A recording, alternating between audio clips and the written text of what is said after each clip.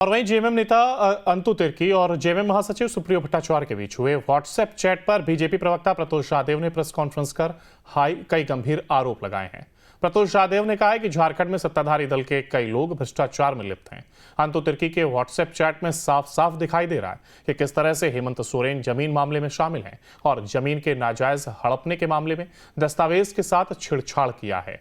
अंतु तिर्की और सुप्रियो भट्टाचार्य के बीच WhatsApp chat के खुलासा हुआ है कि किस तरह से ये सभी जमीन से जुड़े हैं। सीएम हाउस फाइल पहुंच गई है। ये जिक्र है सीएम हाउस तक जमीन के दलालों का नेक्सस किस तरह से सक्रिय है। अगर उनको ये सब कुछ पता है तो एफआईआर क्यों नहीं दर्ज कराई। और जब उस सीएम हेमंत सोरेन के दिल्ली आवास पर पैसे पकड़े गए तो कहा कि ये पैसे मां के इलाज के लिए, इसको लेकर के अदालत में एफिडेविट दिया है। मैं सीएम चंपई सोरेन से कहना चाहता हूं कि ऐसे लोगों को चिन्हित कर पार्टी कब कार्रवाई करेगी। देखिए, हम लोग तो बहुत दिनों से इस बात को कहते आ रहे हैं और बहुत पुख्ता सबूतों के साथ कहते आ रहे हैं कि झारखंड लूटने में सरकार और सरकार की पार्टी यानी झारखंड मुक्ति मोर्चा दोनों शामिल है। इसमें कोई शक की कभी गुंजाइश भी नहीं थी, लेकिन अभी हाल के समय में जो चीज़ें सामने आ रही हैं उसको देखकर तो यही पंक्तियां याद आती हैं कि हर शाख पर भ्रष्टाचार बैठा है, अंजामे झारखंड क्या होगा। ये लोग अभी तक डिनायल मोड में थे साहब कि हेमंत सोरेन जी का कोई लेना देना नहीं, कोई दस्तावेज की हेराफेरी नहीं हुई।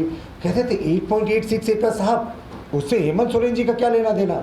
अब तो ईडी ने इन तमाम लोगों से, जिनको हम गैंग्स ऑफ वासेपुर कहते थे, वो सद्दाम हो, अफसर अली हो, जितने लोगों की बयान थे उनसे ये स्पष्ट हो गया कि जो डॉक्यूमेंट सीज किए थे उनसे भी स्पष्ट हो गया कि हेमंत सोरेन जी ने इलीगली 8.86 एकड़ जमीन को कब्जा करके रखा हुआ था।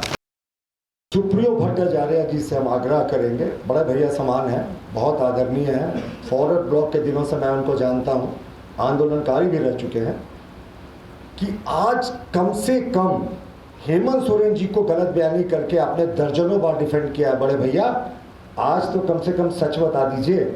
आप ही ने कहा था सबसे पहले कि 36 लाख हेमंत जी के घर में जो रिकवर हुए थे दिल्ली वाले हाउस में, जब ईडी ने रेड किया था तो आपने प्रेस कॉन्फ्रेंस करके कहा था कि ये पैसा ईडी ने प्लांट किया।